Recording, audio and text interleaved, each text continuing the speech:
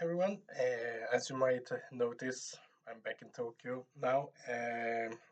I was thinking of doing videos during the last days, but I decided not to in the end because reasons. I will probably bring them up. So the first day we are gonna cover today is Sunday. As you saw last time, I went after the Showa after the Beppu Ryokan, I went to Izumi, which is on the other side of the island in Kagoshima-ken, I believe, Kagoshima Prefecture. I'm pretty certain about that. And so I went there for some samurai things and some other stuff. And the place, like I said, it was really nice. The problem, though, the day I checked out, or rather in the night, it started raining a lot. And when I checked out in the morning, it was very bad weather. It was pretty cold, and pretty cold is like the same as it's here in Tokyo right now, around 16 degrees. I heard it was minus degrees in Luleå, and I think it wasn't that much better in and around Stockholm and Uppsala. But anyhow, it was raining, and I also had forgot it was a Sunday, and so a lot of things were closed. So and also I checked out early, like 7:30 or something like that. I left the trailer and checked out and went into the car and had intentions of going to different places. Some of the places I had marked in Kagoshima and Miyazaki and stuff was things that I did not need, that didn't care about opening hours. Other stuff did care about that, but I had forgot it, like the samurai village, old samurai houses in Izumi, wasn't opening until very much later. I had, as previously mentioned, moved up the time in which I had to return the car on that day, on Sunday. So I didn't have that much of a hurry, and I actually realized the evening before, in the previous video, right after I did the previous video, I realized I could actually make it to Tokyo at the designated hour, but then I would not be able to take my time going back home and actually enjoy the last day with the car. So I still followed my original plan. And this is annoying. Why do people wake up? Oh, yeah. uh, Andreas, or Adolf as I call him, is starting his journey here to Japan in less than an hour now. So he's happy and it will be fun. Anyhow, uh, so I went first to the samurai places to check if I could do any kind of sightseeing. But one of the places had actually put up a notice. They were closed this day due to something. I don't remember what anymore, but it was something. They were closed. Maybe it was some holiday or something. And the other one opened like 3 hours later, and it was like 3 hours waiting here doing nothing. And Izumi isn't the most exciting place. Izumi actually was kind of interesting as a city because it felt like it's a huge city comparative to Sweden standards, but it really did feel like this was a city farm. So, because you had these fields everywhere and open areas everywhere, and all the houses, even in the city center, were pretty low. No, not much tall buildings or super modern buildings. You could see quite far, and the sky was open. I mean, no tall structures, and it gets kind of that. And also, there's so much space around everything that made it feel a bit like that the city was more like an overground um, village than anything else. But it was really nice. It made it feel less stressful. Uh, Not that I feel stressed, but I mean, in the big cities, you kind of get the air of everyone is going somewhere and everyone is in a hurry, and efficiency is priority number one. People. Uh, I showed it to my man over there, and you liked it, didn't you? No one gets that quote, maybe. Anyhow, yeah, so I went to the only place left in Izumi that was kind of open. It actually had a structure which wouldn't open until later, but I also knew that if it cost to go into that structure, it didn't matter because it was a viewing platform for viewing Japanese cranes. They were kind of a burial ground, a resting place where a lot of these Japanese cranes go to die. I don't really realize the extent of it, and I haven't read up upon it, but it was a place for these Japanese cranes or herons. I'm not certain which kind of bird it was. So I just went there, looked around a bit, took one photo, and then I toofed with the car to Kumamoto to see a couple of things. Yeah, especially, I was looking forward to looking at the Kumamoto Castle. And for those who doesn't know, Kumamoto Castle is one of these. If you have seen pictures or been visited Osaka Castle or Himeji and know about these kinds of castles, these Japanese traditional castles that are laid like cakes, more or less, and have these beautiful tiled roofs that are very iconic for Japanese castles in general. Kumamoto is one such castle that was actually destroyed and then rebuilt, and then it was actually heavily damaged during an earthquake.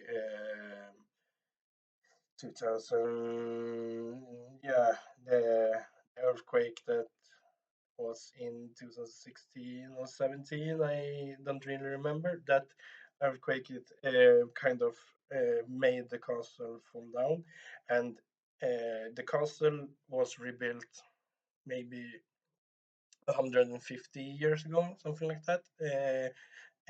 Because it was completely, not almost completely razed to the ground due to some fires long back, and then during one of the in the Meiji restoration era, they decided to rebuild this castle, and they did a fabulous job, and it became such a, I don't know what to call it. It was very well regarded by both the locals and a lot of Japanese. And then when it was destroyed, 2016 or 17, the it hit it hit the Japanese people as a whole quite hard, emotionally mostly, because of this iconic castle was, I would say, actually, from what I know and I've experienced, it's one of the castles that have most emotion around them. Himeji Castle is one of the most well known due to some poetry and its location. But I would say that when it comes to Kumamoto Castle, it has a more emotional impact on the Japanese people in the later days because of the sadness and the effort the community made into actually make a reparation and restoring project possible for a second time. The first time it was kind of a way to uh, symbolize renewal, and this time it was almost like when the Ghibli Museum was announcing they were gonna go out of business, then the entire world banded together. And in this case, they got a lot of funding to redo the castle and redo one of these older castles in a more modern setting. I've been to Himeji Castle, I've been to Osaka Castle, inside of these, and uh, this is a castle that's been more renewed than those. Himeji Castle is basically just an empty space. At least last time I went there, it wasn't just an empty space, which, oh my god, it's 10 years ago. But I mean, it was more faithful to how it looked originally. Kumamoto is not that, since it's been rebuilt, is being rebuilt. It's actually not gonna be finished for a long time yet. And when you go there, and when I came there, the parking lot closest was actually full, and I got a little bit worried since going to the gorge and having the tourists overwhelm me, which I wasn't prepared for. I was thinking, being a bit apprehensive, like, is this gonna be a repeat of that? Then maybe I should not enter. But it wasn't even close to the gorge. The gorge, yeah, we can leave that. The thing with Kumamoto, and the reason why this parking lot, but it also was the main and the closest parking lot, was so filled, is because it shared the parking lot with three other huge monuments, or no monuments, sightseeing things for that was aimed both at locals, Japanese and foreigners. So it was a park, botanic garden kind of thing, and a museum, and then you had, of course, the Kumamoto Castle and its three exhibits, or different places you could go. Yeah. So, and when I arrived actually and went into the castle and paid for my tickets and stuff, it wasn't that many people there, but it was very clear that the only reason why I was there just as it opened, but the only reason why it wasn't full was probably the weather, because the weather's even in Kumamoto, far away from Izumi, was actually also a bit overcast, and it had been raining. But so that was working in my favor. So when I came in, it was no crowds. I could go here and there. More than half of every people I met inside were Japanese. The rest was, as usual, Chinese, and there was a few foreigners like me, travelers, and it was a good experience. I mean, they have modernized it very much, so it felt more like one of the things you can see around Tokyo area, where they are making older things up to date in how you experience them. I mean, they had an app for the place, an app with narration in English, maybe some other language as well. And they also had, like, you had different locations. If you saw a symbol on a plaque somewhere, you could actually turn on an AR function to look around that, and 3D approximation in augmented reality, how it looks. And yeah, you could read everything from your phone, kind of, or just have it in your headphones. All the most of the plaques, no, all the plaques in location or inside the castle was in only Japanese, and they also had these nooks or alcoves with movies, also in Japanese. But this also didn't have it. It just had some recognition of, oh, it's this movie that is played and it's in this place. So then it just synced up with that, and you could use your phone as subtitles, which I did. And later that became actually a problem because I took my time. I really took my time when I came there. There wasn't crowd, so I didn't really feel like, okay, this is a touristy attraction. This was I'm actually interested in. So it was fun to do it. So I stayed, I listened, I looked at everything, and really took my time. But then I ran into two larger problems later, and I had been there for almost 2 hours or something, where I had noticed that the air inside of the castle had started to become humid and stuffy, and I just attributed it first to that the sun was coming out and the day was going on. So I mean, it got hotter, but it proved to be the rush of people because when I had just come up to the second floor of this castle. It had 5 floors.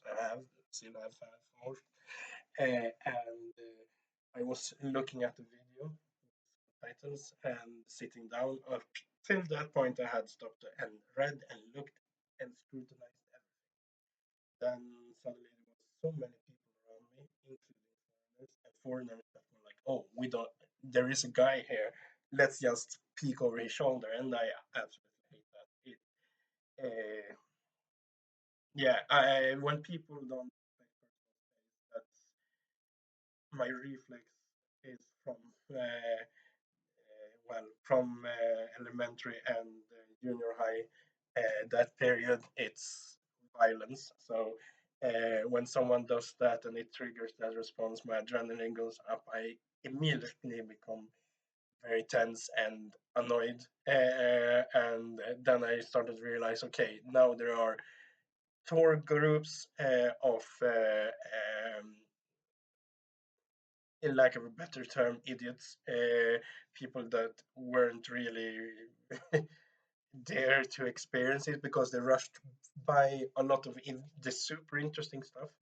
Eh, like in some places, every floor and every section had kind of like these are common Japanese folk tales or legends that are based around these things. And here we have some interesting gossip that we have learned from that area. Like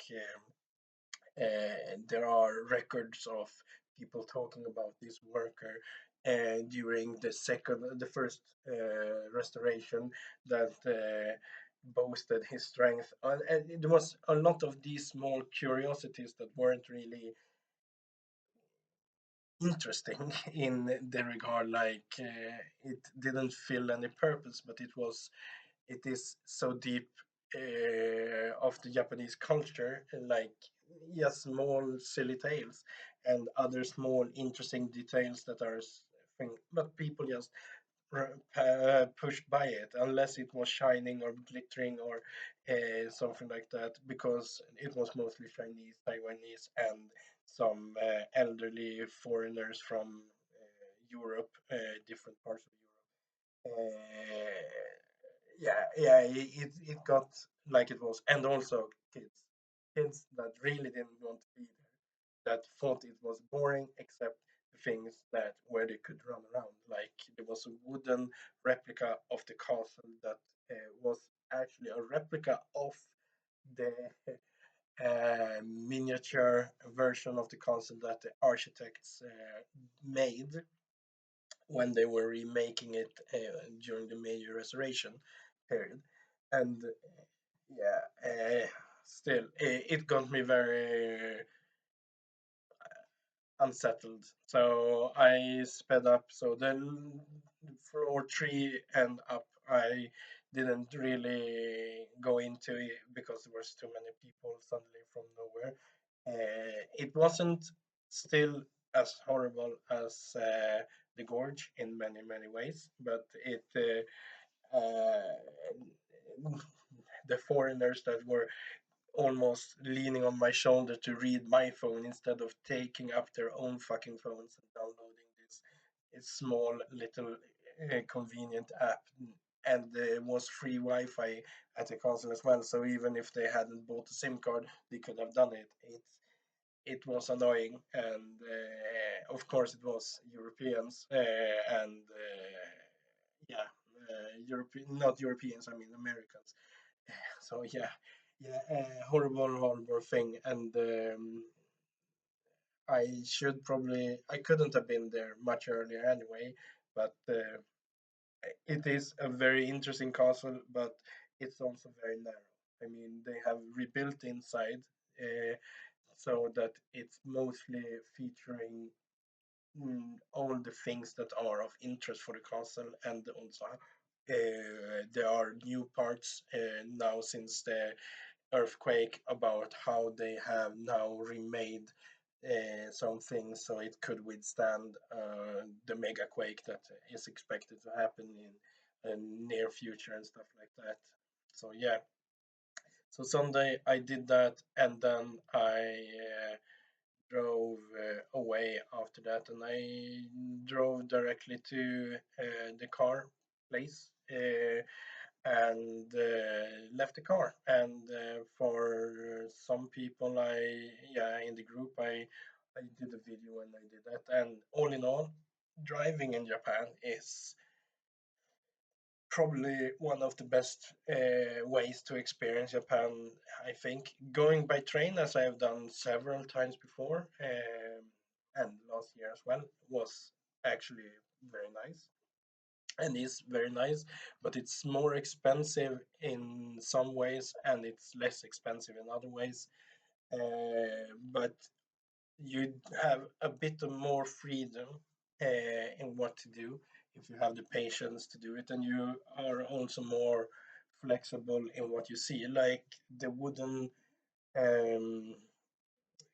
the wooden castle, or not the wood house kind of. It was a wood house just close to the road that I saw, that was out in the middle of nowhere and without any kinds of signs, and it looked super amazing, and there was no one there. When I stopped the car and tried to go into it, that it's due to it being extremely dangerous, and it got also destroyed in the earthquake. But they have left it at the road. They haven't torn it down, and they haven't repaired it. Probably no one wants to buy whatever needs to be bought to have the rights to do something about it. But driving around is a special kind of adventure that you see so much on the road, which I've repeatedly said it's a bit sad that I couldn't have a camera, car cam, because I couldn't find a convenient way to put up a camera on the dashboard without making permanent damage. Because there were so many things that just popped up. And yeah, if I would have infinite time, or maybe have a more comfortable car to sleep in, I could just have stopped everywhere. But there were so many places. And I also realized that even if you use these express ways, they are not that expensive. For instance, Kumamoto to Fukuoka, which was roughly, I think, 120 something kilometers. I think I paid around 2,400 yen, so barely 200 Swedish crowns, or 20 euros for saving at least 3 hours or something like that. I remember that according to when I was looking at the maps and the navigation, it said that if I were to take the highways, it would take 3 hours in total to get to Fukuoka, probably from Izumi. Yeah, probably from Izumi. Um, and it would take 7 hours if I use all three roads. So you save a lot if you want to get quickly by using these two roads. And it's not that expensive, even though not using them is more interesting because you don't see anything interesting in the roads at all. I mean, you are usually just you have good views sometimes, but mountains and stuff, but that you can see from anything. But the best views are from the toll roads. Yeah, sure. And you go into these super long tunnels. I mean, Japan is mostly mountains, so you need to have tunnels if you want to do something express. And so that is what that is. But if we want to see the interesting, quirky things and the different small mm, characteristical things of the locals and how they just do funny buildings or stuff like that, you should go by car. And a train, I haven't seen much on trains. So you see a lot more when you drive when it comes to Japanese characteristics of towns. So I would recommend it to anyone to at least take a couple of days and go out on one or two trips with car because it has been a very fulfilling experience these days on Kyushu with a car. I have barely seen Fukuoka. I mean, I've been there before, but I barely actually been around in Fukuoka. I just went there to rest, kind of. And sure, in the city, it's easier to get closer experience with people. But I think that if I just had more time at every location, I could have done that as well. It's always hard when you come to a city, I think, no matter which country you're in, to actually know where am I going to get the experience I'm seeking. And in Japan, I found that every place you go to, if you don't know uh, how the layout really is, you can get a super boring experience till a decent or even a great experience. And even if you go to a super boring thing and you meet someone, that person usually opens your eyes in either a good situation, a good experience with those, or they take you to places you don't really know. And I mean, my history with Kyoto is kind of the same. The first time I went to Kyoto was very boring. I didn't see anything of what happened. We walked around. We didn't use the subway. I mean, my first trip to Kyoto was actually extremely boring. The city was well below my expectation. My second visit though was amazing, even though it was kind of diminished by some situations. I couldn't really spend time with my friends and do what I really wanted that time due to my situation. And But I like Kyoto. Now I dislike Kyoto, but I went from Kyoto is a boring town to Kyoto is very interesting. There's a lot to see, and now I understand how and well, where and why I want to go. And I think that is the same with most Japanese cities. I strongly disliked Hiroshima the first time I went there. I still think Hiroshima is a boring town because it has a bit of the Polish city feel to it.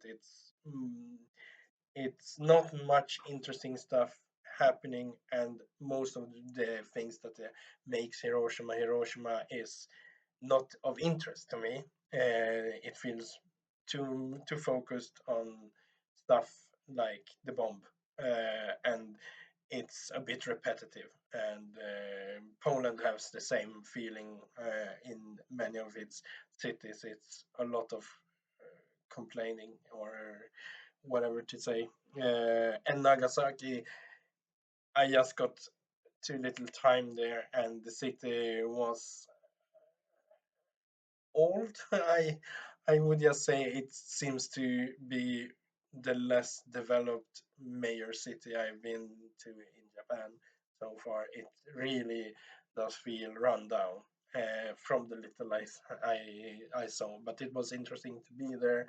I have more perspective and more different views on the Japanese cities, and I like that. So being to Kyushu, visiting all the prefectures, um, even though it's been quick visits like Miyazaki, I didn't really give that many stops. The gorge is the longest stop, and the gorge is also the stop that will haunt me forever because it flashbacks to Kyoto now with all the overcrowded tourism. Uh, and Beppo, I could probably have stayed in a lot longer.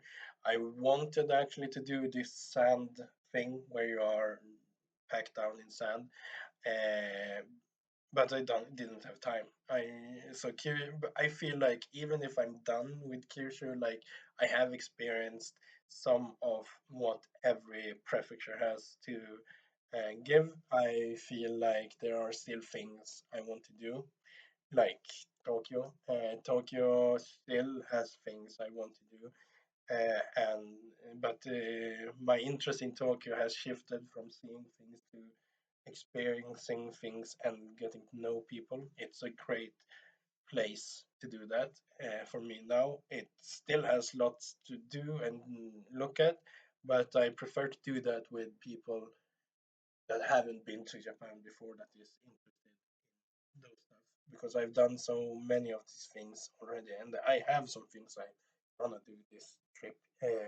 Things I really want to do as well. But yeah, rent a car is good. Going to Kyushu was fantastic, and I really did like it. And at the end of Sunday, after I left the car, I just took a cab to uh, an apartment I had rented that was just across the street from the domestic terminal in Fukuoka. I just had to kind of fall out of bed and into the terminal. So I just went there and I studied the entire night. Uh, so yeah, very happy with my travels here, and I would recommend people to explore things with car, and I probably will do that more. Maybe. I mean, flying and car is cheaper than taking the Shinkansen. Shinkansen is a good experience to do, and I would recommend to do it a couple of times. But it's also more convenient sometimes by economical and time wise to take the plane. Even though I also realize that taking the train is more convenient because you're more connected, but more on that in the next one. Bye bye.